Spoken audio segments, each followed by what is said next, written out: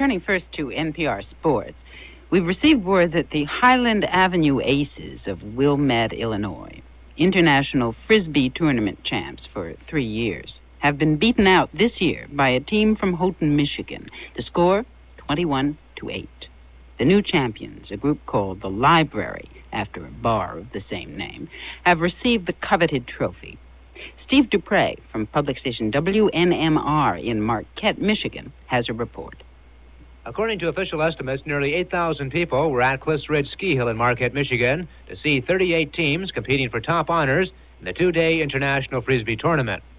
The rules of Guts Frisbee are quite simple. Tournament director, John Davis. Game of catch between two teams of 5 people each who line up along parallel lines 15 yards apart. The object being to throw the Frisbee so hard within reach of the catching team that they cannot catch it. If they drop it, bobble it somehow, it's a point for the throwing team. If the throw is bad, goes into the ground, or it's too high, then it's a point for the catching team. During this tournament, Addendum 69B was in effect. It was the only rule which did not need strict enforcement. 69B states that all participants must drink before, during, and after competition. The history of Frisbee is quite interesting, described here, tongue-in-cheek, by tournament director John Davis. As near as we can find through historical records through the archives of Marquette, in the late 1700s there was a game of Pequam played by the Ha-Ha-Ta Indian tribe. And the last known tournament, the International Guts Pequaming Tournament, was held on the upper Pashiki River. Pequams were made from thinly sliced logs, which resemble today's Frisbee. So we've determined that the word Pequaming is the Indian word for Frisbee. And the Ha-Ha-Tas played the Pa-Ha-Ha Indians in 1774 on the upper Pashiki River in the last known International Guts Pequaming Tournament. So we consider this year's tournament the 200th anniversary of that event. The tournament was started as a family picnic on the 4th of July weekend in 1958 by the Healy family of Houghton. They stayed with it for about 9 or 10 years, and it began to grow to the point where they couldn't handle it in that aspect anymore, and it became more of a community event. I took the tournament over in 1970. Guts Frisbee, being a sport of gentlemen, has never had any money winnings given for prizes. That has changed over the years, and so has the trophy. The coveted Julius T. Nakazel Cup was made by Julius T. Nakazel a number of years ago. It consists of 2 tin cans soldered together, but it's sought after more fiercely than if it were made of gold by these teams. It's quite a thing. In fact, the original cup has not been in play here for the last 5 years, as it was held by a member of one of the families that used to participate in the tournament. This year they have seen fit to return it, and it will be on permanent display at the Library Bar in Houghton until such time as there is a permanent Frisbee Hall of Fame. You see great effort made over a 2-day period of time by some pretty good athletes here for a tin can, as opposed to the high stakes paid at the Stanley Cup finals or the football finals. Davis added that the International Frisbee Tournament is a spoof on professional sports. Commenting on how much organization goes into the International Frisbee Tournament, Davis said, as little as possible. And we hate to be accused of over-organizing a thing like this. If it wasn't a little bit fouled up during the weekend of the tournament, we'd feel we hadn't done our job right. Reaction to the tournament was mixed, but most people interviewed were having a good time. Checked with the police. Apparently everybody's been behaving themselves. I certainly didn't go according to the rumors we had heard. Well, I wondered why there's no women in it. Oh, I think it's pretty good. I didn't even know what was going on until this morning. I thought it was real interesting. I think it's really good they should have them more often. Needs officials, because other than that, there's too many arguments. Reaction to the annual Frisbee tournament held recently in Marquette, Michigan. The report was prepared by Steve Dupre from public radio station WNMR, also in Marquette.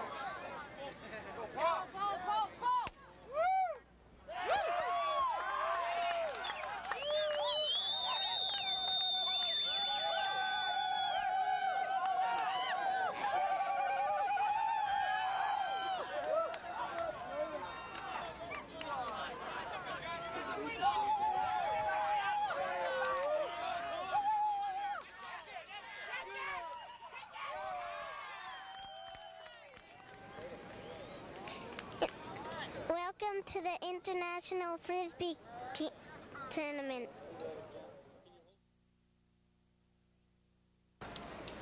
You put one hand right on this, one finger right on the edge of the Frisbee, and then you curl 3 of them up against your hand, and then you put the thumb on the top. Okay. And then you throw it.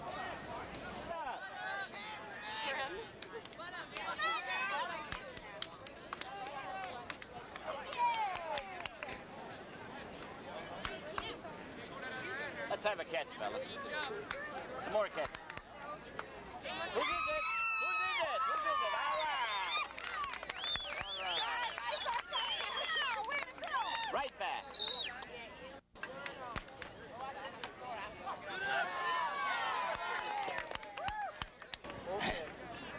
I'm Paul from Paul's Bar, Hancock. This is my Frisbee team out here. Want to say a little something about it? Well, we've come up second place year after year, 2-3 tournaments.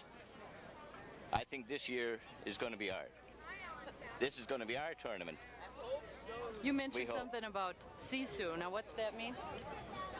My boys here, they got sisu. Sisu means guts. Intestinal fortitude. I know they can do it. This takes a lot of practice. Yeah. Throwing is important. Catching is also important, but throwing is important too. What do you have to be like to play Guts Frisbee? Well, it seems like you got to have it. You got to be able to throw and catch. And your team's pretty much got both of those things? Yes, we got the qualifications. We have, yes. Is your team a drinking team? They are. Yeah? Yes, we have our social hours. You think that's what keeps them going? Oh, sure, sure. They'll be down to the bar later on.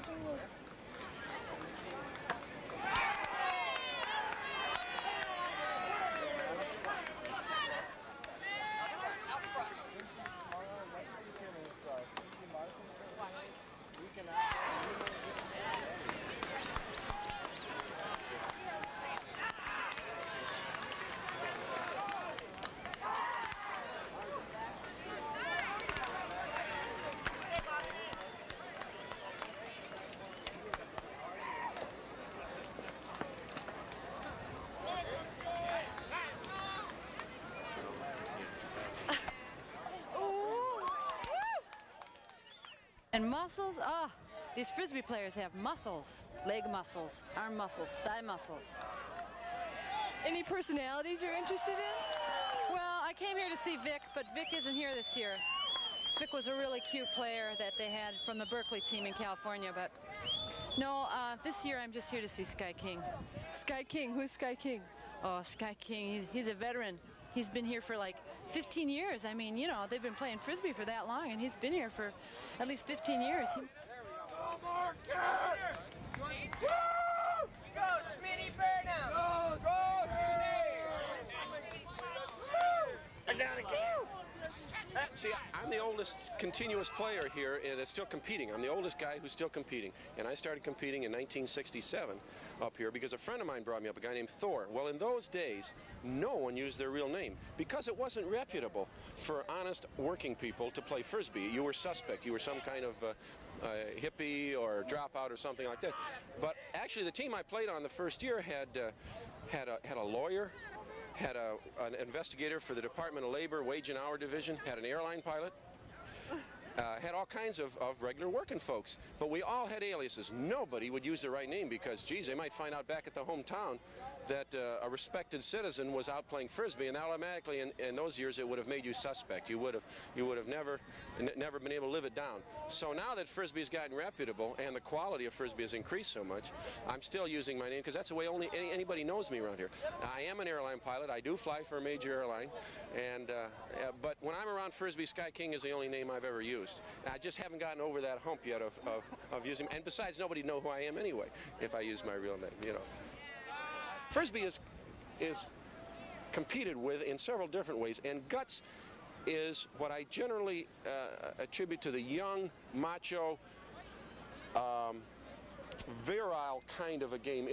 There's a lot of psychology in Guts Frisbee, and you have to feel that you are very tough and very strong and very quick And once a guy starts getting shots to you and hitting you and you drop them and points are scored against you, you lose it. It's almost like boxing. It's very much like boxing. Once someone starts to get to you, you're there for the taking. And the trick with Guts Frisbee is you have to have 5 men who all are convinced they can catch anything thrown at them.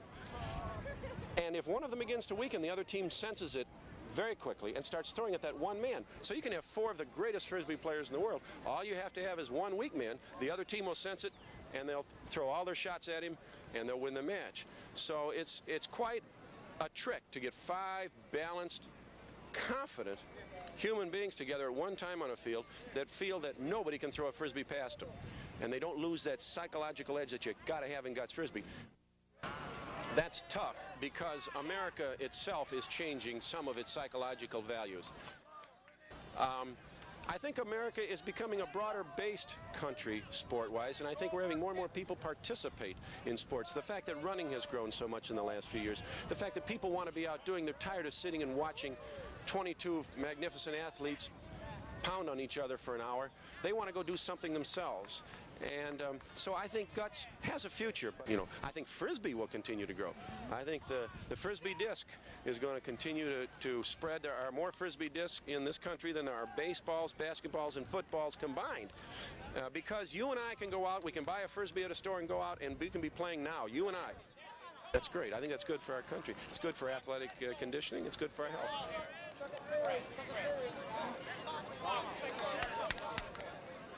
Let's go, Smith! Come on now, Smith!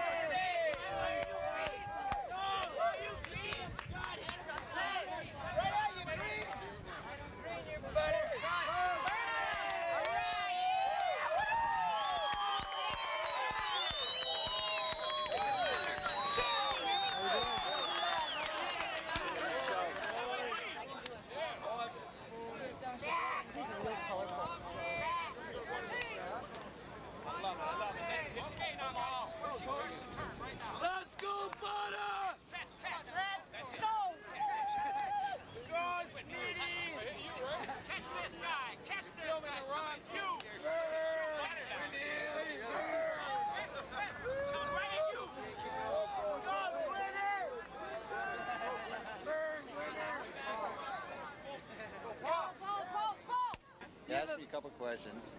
Okay. Do you have a vested interest in coming to these Frisbee contests? No, not really. No? My son's here, and my 2 sons are here, and we really have a fun following them, you know. Yeah? How long have they been competing in the contest? Oh, I'd say 4 or 5 years. I'd say him and his partner have the fastest shot in this field. Oh, really? Yeah. So out of his name is Scott Smith, and the other boy, I can't remember his name, but I'd say he's between the 2 of them, they have the fastest shots here. This is Gonzo Guts. This is my youngest one. Gonzo Guts got guts. Let's get over here, Gonzo.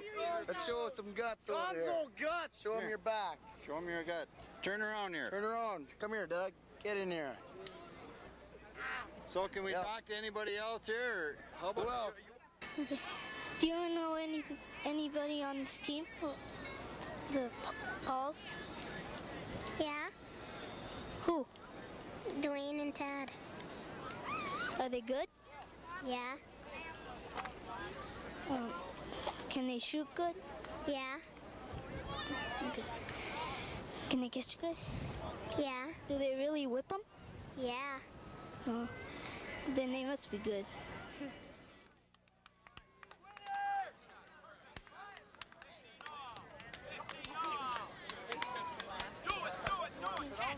No. Like this one. You want to go? No, you want to jump out there and grab it.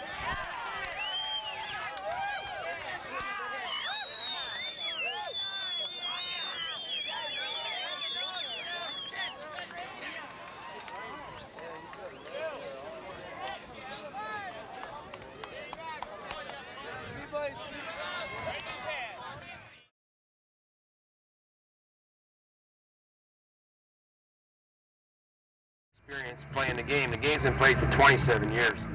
And Buck and I have both been playing hard since the early 70s. And we're going to keep playing for a couple more years. Yeah, I got a few more throws in my arm. Yeah, but basically the game comes down to this. It's a throw and catch game. You play to 21, And the team that wins it, we flip the Frisbee, and it goes up, and we top and bottom. The team that wins the toss takes the first throw. And then you win points by making a good throw. And a good throw is a throw that the other team doesn't catch. And it can't be short down below their toes, and it can't be above their hands, their outstretched hands. That's pretty much it. The guys throw a variety of ways. The speeds get up to 70 miles an hour. And tell them about the different shots we got. Well, there's three basic shots that everybody throws. They throw the backhand, which is the original Frisbee shot, but they throw it at different angles, and they use different grips. There's a power grip and just a standard grip. Then there's the thumb and the two-finger, which are both thrown like baseball pitchers. They come from this side, and you hold it like this, and you just throw it over like that. Overhand motion. Overhand is what makes the Frisbee move and stuff. The Frisbee always has to come in this upright. It can never be upside down. And then you throw a two-finger the same way, just like this, and come under it. There is one shot that's different, where you can throw it upside down. It's called a flipper, where you hold it like this, and you throw it, but as you throw it through the field, it turns up and gets over 90 degrees, so it won't be vertical. And these guys will crank the Frisbee at about 70 miles an hour. And a day like today, when you got 10 knots of wind blowing down these Guts courts, you're talking in the 80s on the hard thrower. Well, the world record right now is 78 miles an hour. It was set in Toronto a few years ago by a guy without a wind, by a guy from Marquette, Michigan. There are a lot of guys that can hit the high 60s and 70s. This Frisbee weighs 110 grams, about a quarter pound of plastic, and it doesn't, people think, oh, it must hurt. But it's got a lot of give to it, you know, like where a baseball has more centered mass or a hockey puck. This is flexible, so when it hits, it goes up, and that's the big part of the game. If you can't catch it clean, you try and deflect that shot up, and then anybody on your team can catch that, we call it up. As the Frisbee goes up, anybody can get it. And that's where you see all the scrambling and the diving, and you know, and you'll notice on a team, when the team is playing, the 5 guys, they're all moving. They go to an area. You know, and every time there's a shot, that guy still goes to his area immediately after the shot. As the shot comes, he breaks to that area, looking for that up. And that's what the crowd loves, too, is to see that guy stretched out, popping it back up in the air, you know, digging it out of the dirt. The defense is the exciting part of the game. It's 2 teams at 45 feet. We might have forgot to tell you the distance at 45 feet. And they line up, stretched arms out, and you try to throw it through them, you know. You can never touch it. Two parts of your body or trap it, or touch it with 2 hands. You'll see a lot of people bobbling it like this. That's legal as long as you never touch it with 2 hands. And if you do, it's a point for the other team. So score points by making the other team miss the catch. And if the other team makes a catch, they don't get any points for that. That's just defense. And then they return the throw. The person that the Frisbee hits first, that's what you call your game plan. When you're looking at the other team, there's a guy you want to nail. If you hit him and 5 other guys bat the Frisbee around, nobody catches it, the man who hit it first returns the throw. So you want to be fast and accurate with your throws. And you look at a team, they might have 5 players down there. 4 of them can throw the thing through the wall, but they got a weak sister down there on that other team, and a smart team will go right after that weak player with accuracy. The game is a lot of sight because you got less than a quarter of a second to react to a piece of plastic flying at your face. So you got to get intense, you know, and you got to sight up, you know. You know, like to give you an example, baseball, they stand at 60 feet, baseball pitchers. You know, we're at 45 feet, 6 inches, 14 meters. So it's, you know, even though a baseball might go 90 miles an hour, he's got 15 more feet to look at it. It's, you know, it's not like playing goalie. A lot of guys, you know, that play this game, Buck for one, have played a lot of hockey, it seems. I don't know why, but there's a lot of hockey and baseball players because it's out-of-hand coordination kind of thing, and it's throwing and stuff. Okay, to neutralize the wind value in a tournament during a match, every 11 points, the game is played to 21, so at the end, when it scores 6-5, the teams switch in so that nobody keeps the wind. Sort of like in football, or, you know, where they have the switching out. You don't want one team throwing with the wind because it's the wind isn't an advantage. You'll notice on these, when there's a wind like there's today, the team that wins the toss, a lot of times they'll take that disc. Right, strategy even comes into that about which side you want to start at, because you're going to end up at a side. Sometimes you want to end up with the wind at your back. Sometimes you want to start at the wind. A lot of teams like to grab that wind right away and get an early lead, and then get an early lead and come out of that, you know, and there's no looking back. And it's a fun game. A lot of people come here and this is the first time they've seen it, and they're looking for a guy in a striped shirt with a whistle running around out there. And we don't use that. The burden of responsibility for calling your game is on the player. That's the way it was always played. But as the money and sponsorship came into the tournaments, I'm not talking a lot of money. I mean, when it started to have like $400 or $500 prize money, the players said... Well, I haven't made a living yet, Willie. Yeah, that's right, neither one, you know. But we're talking, you know, and that was in the early 70s and stuff. There's starting to be more arguments. You know, you can understand it. It's tight. The Frisbee's going at 70 miles an hour. Who knows if it was good or bad, you know? So we brought in observers. And what observers are is they're our referees, if you want to call them that. We call them observers. They watch the game, and there's two of them, one on each end, and they watch the game, and the players are still supposed to call the game. But if they can't decide to prevent arguments and to make the game progress, they bring in the observers, and they make the call, and that's it. And the observers are players who either have a game later on or have been eliminated, but we always get people that really know the game. And they don't make a noise until they're asked to. They just watch. And when they come in and when they make the decision, it's final, and it stops all the arguments. Both captains will come to the center of the field and say, well, we think it was a short shot, or I think it was good, and then the observers will make the call. The observers make the call, and you live with it. But we still hope, it's always been, and that's how it started, was a gentleman's game, you know, and you make your own call. If you think you threw a high shot, then you should say you threw a high shot. And you know where the Frisbee goes. And we've got a saying, the Frisbee never lies, and in the old days, if both teams couldn't decide when there wasn't observers, they just re-threw it again. Take it over. So on a re-throw or a takeover shot, then we say the Frisbee never lies, and whatever that point is, then the team that got it knows how they feel and knows that they made the right call. A lot of times, you'll be playing the game and you think you got snookered out of a point or something by the other team, you know, but the Frisbee doesn't lie. You know, if you take it over, you still get the point. You know?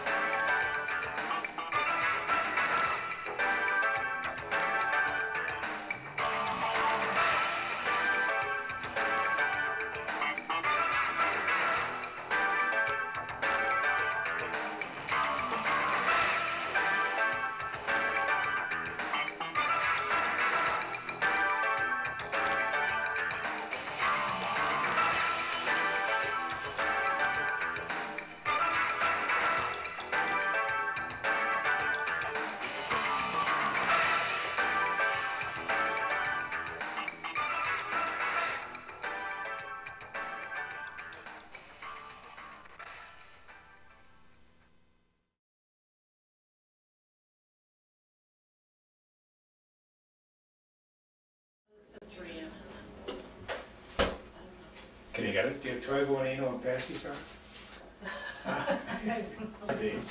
But I think Colleen said those are half an hour. At least you get the camera. Yeah. Is it a picture or it's still? No, it's moving. No, it's moving. Remember, it has audio. Well, see his name. I guess I called back and I got hold of the secretary. And I said, is he still screwing around with Frisbee? And, oh yeah. And I said, well, how long has he been doing it? He said, I've been working here 25 years. He's always doing it.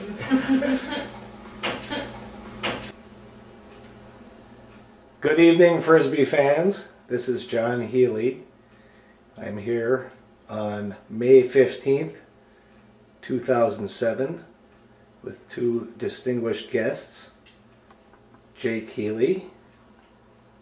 Say hello, Jake. Hello. And Boots Healy. Say hello, Boots. Hi, John. And today we're going to talk about Guts Frisbee.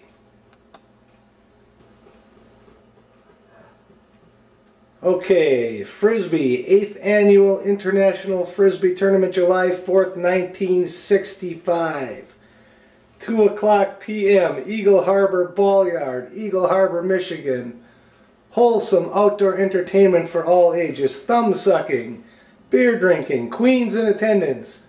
Main event Guts Frisbee contest for the Julius Nakazel International Team Trophy. Also distance and accuracy contests, pomp, prizes, and pageantry. Quite a bill. Why don't you tell me a little bit about that? Well, this is 1965. This was when the Frisbee tournament was just cresting, approaching the crest. And we had posters like this to popularize the tournament up in the area, in the Copper Country. And these were put in all the store windows. And one interesting feature of this was that Julius T. Nakazel, president of the village, or let's say former president of the village, wasn't quite sure what was going on, and he would walk downtown, and every window he looked in, he saw his name, Julius T. Nakazel, Team Trophy. He had no idea what was going on, and he was getting a little old at the time, and he wasn't sure it would be a good idea to ask people. So he scratched his head, he'd move on, the next store, same poster, same name, and he moved through town in a more and more bewildered fashion. And the troublesome thing was, the next year he'd do exactly the same thing. And that went on about 10 more years, and he finally died in a state of complete confusion.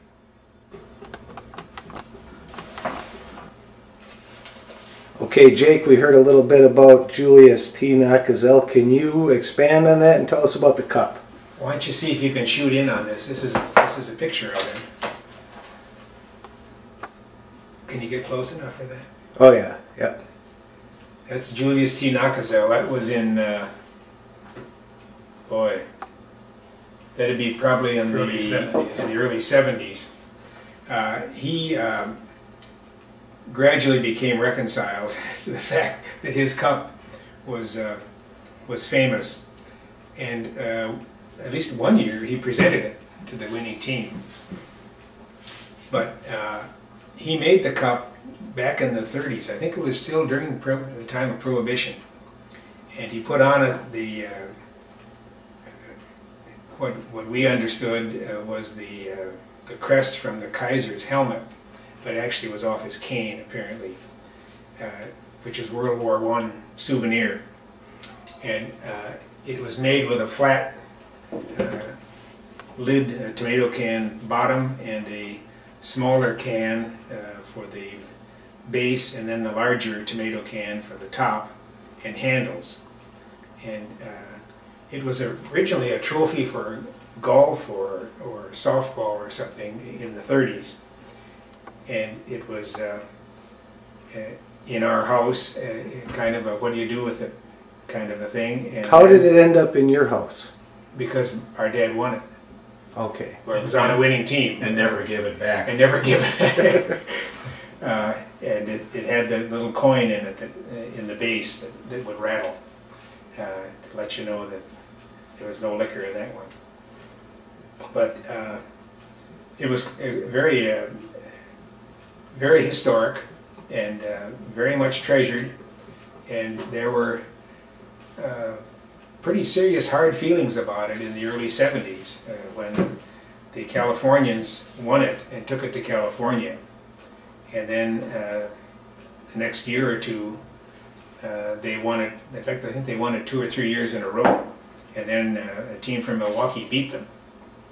And the Californians wouldn't give up the cup. So there's, but it has resurfaced. And, so it's quite, and here it is 50 years later, and they're still presenting it every year. So. You know, the interesting thing is, I think hockey has the Stanley Cup after Lord Stanley, and Frisbee has the Julius T. Nakasel Trophy. And I don't think there's any other major sport that has a trophy named after the donee. There are all kinds of trophies and all kinds of names attached to them, but nobody associates, that I know, a football trophy or basketball trophy or whatever, baseball, with a name of the person who donated the trophy. And Frisbee and hockey share that, and it's quite a tribute to Julius T. Nakasel, who was president of the village for a number of years. And you have to give him credit for this. He never called himself Lord Nakasel. That's right, yeah. He was always very humble. Yeah. And he lived across the alley. Okay, one way that we got close to Julius T. Nakasel was that we lived across the street from our grandparents, and their alley was, across their alley was where Julius T. Nakasel lived. So anytime we were at our grandparents' house, we were just across the alley from Julius T. Nakasel. And my grandfather loved hollyhocks, and hollyhocks lined the alley, all the alleys in Houghton. And they grew to be about 6 or 8 feet tall and had these big red and pink flowers. And most people call them weeds. They're like 8-foot dandelions, except some people love them. And it turned out that not only my grandfather loved them, but Julius T. Nakasel loved them. And they often met in the alley going to or from. And they talked about the hollyhocks. And of course, we were standing around listening to this. And if Julius T. Nakasel liked something our grandfather liked, he had to be a pretty good guy. So we grew up admiring him very much. And when we found the trophy, it was his trophy, of course, that made us very proud to work with it. Okay. So we're back with Jake and Boots, talking about the 50th anniversary of the Guts Frisbee tournaments. And these two guys, for the first 10 years of Guts, they were it. They were it. Now Guts is 50 years old, so really they're only 20% of it. There's probably more that you guys don't know about the game than what you do. If you think about the modern game, it can't be. Okay.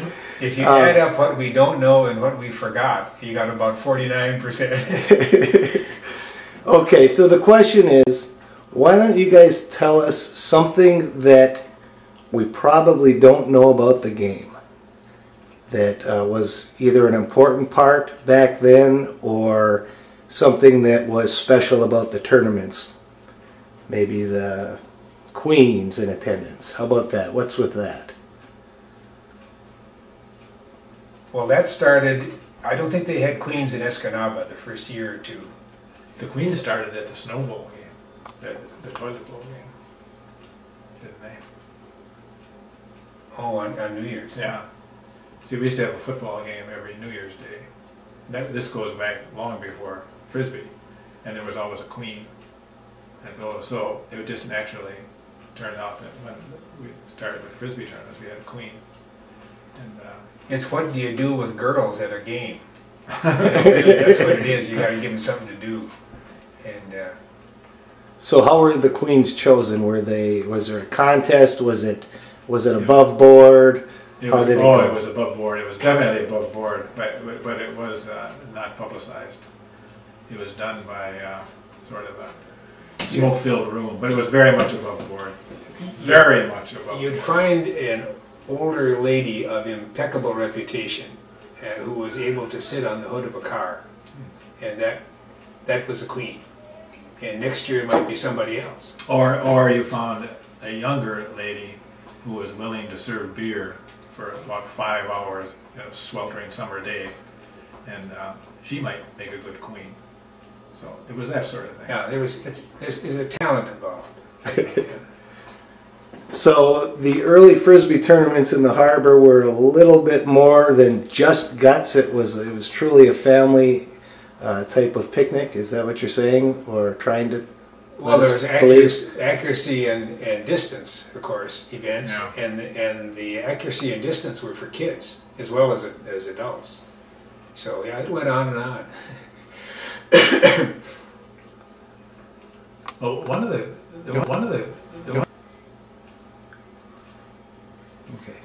the first tournament I attended was in 1960, because in 58 and 59 I was involved in a secret project for the military in Germany. But I came back and I went to a baptism of my nephew and godson, who's now a world famous cameraman. And his dad, our brother Tim, had a baptism, or let's just say the baptism took place on the same day that his Frisbee tournament was held. So that was in Escanaba, Michigan. And that was the first Frisbee tournament I attended. And that would have been my first one as well. That would have been your first one, 1960. Right, 1960. And I must say that, well, you caught them and held the Frisbee all right, but you couldn't throw over the dam. And it was probably 2 or 3 years before you really made the varsity.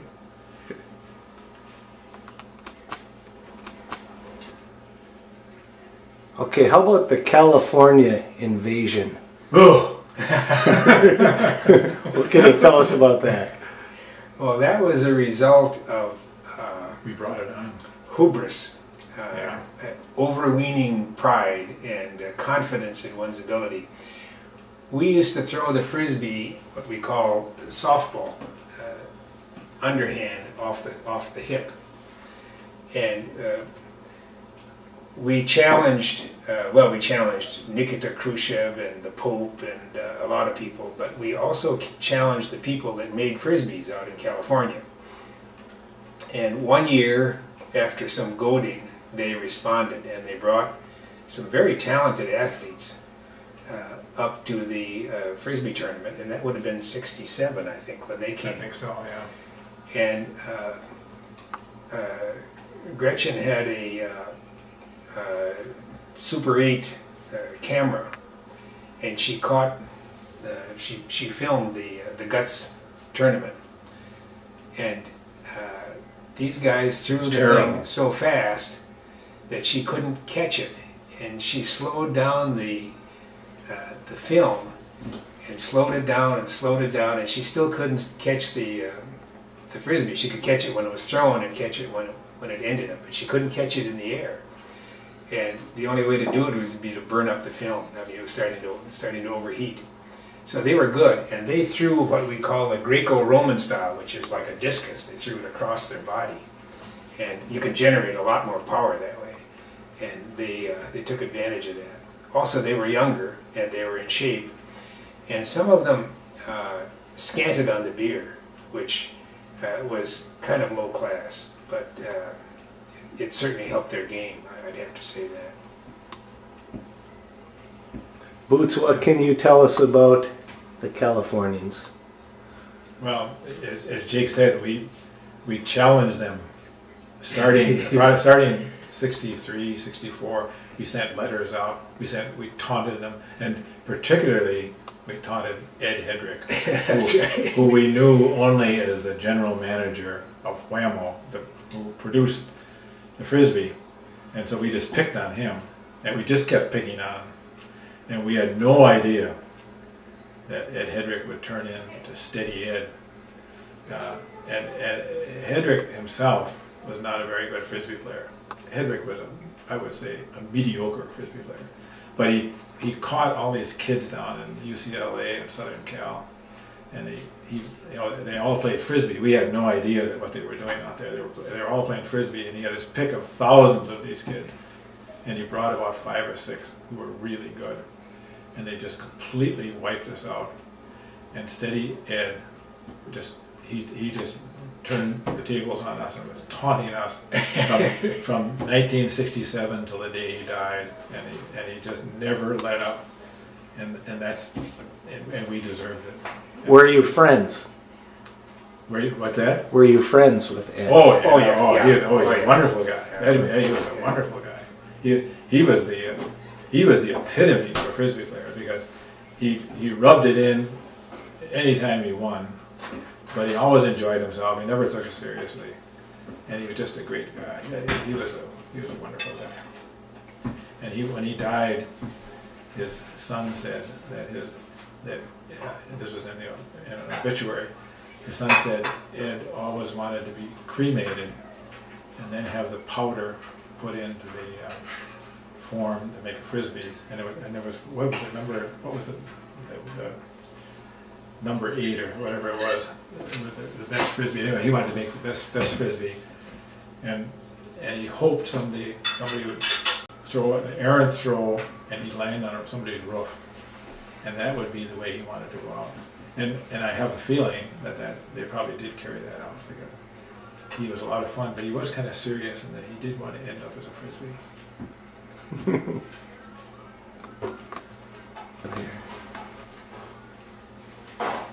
Jake, what can you tell me about the rusty saw blade? Well, that goes back to the early years, and it was always a dramatic moment in the Frisbee tournament. The various teams would play down elimination, and then they'd get down to 2 teams that were gonna fight it out for the championship. And Harvey would bring out it was always called the rusty saw blade, 10-inch saw blade. But it wasn't rust, it was dried blood is what it was. And nobody talked about that, but time has passed and we might as well tell the truth about it. So there'd be this awful hush that would fall over the ball yard. And the rusty saw blade would come out, and it was quite a spectacle, quite a spectacle.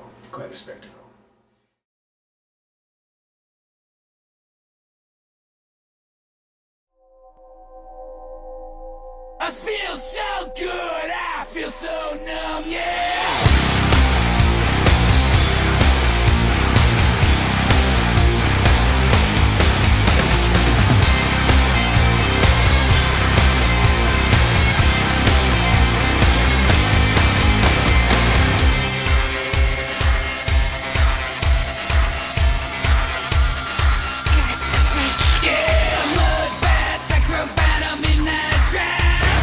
Everybody slipping, everybody survive.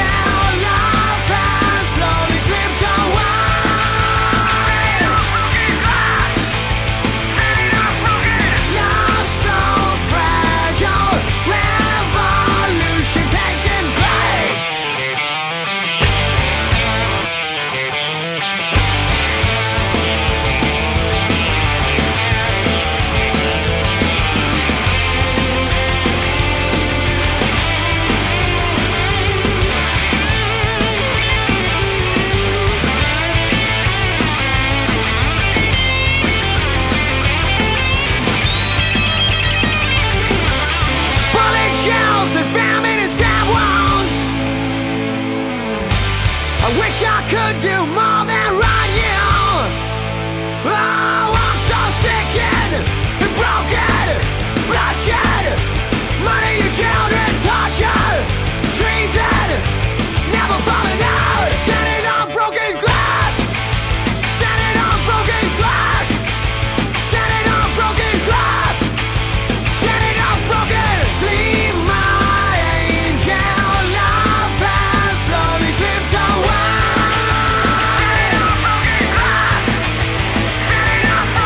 Love so fragile, revolution taking place.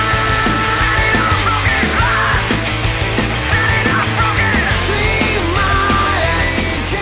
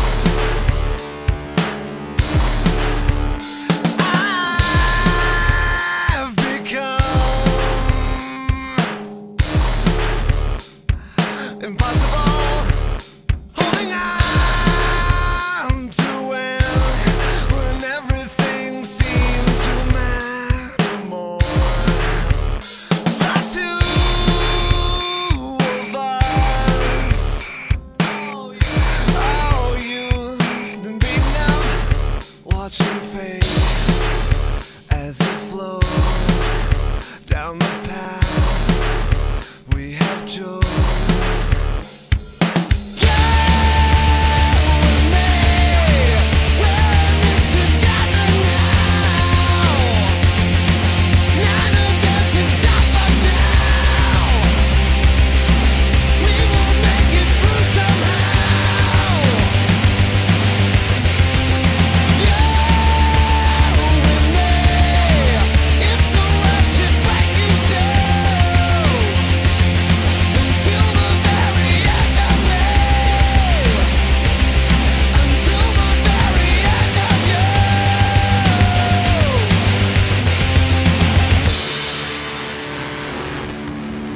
Awake to the sounds as they peel apart the skin. They pick and they fall, trying to get the fingers in. Well, they gotta kill what we found. Well, they gotta hate what they feel. Well, they gotta make it go away. Well, they gotta make it disappear. The further I fall, I'm beside you. As lost as I get, I will find you. The deeper the wound, I'm inside you. Forever and ever, I am a part of you.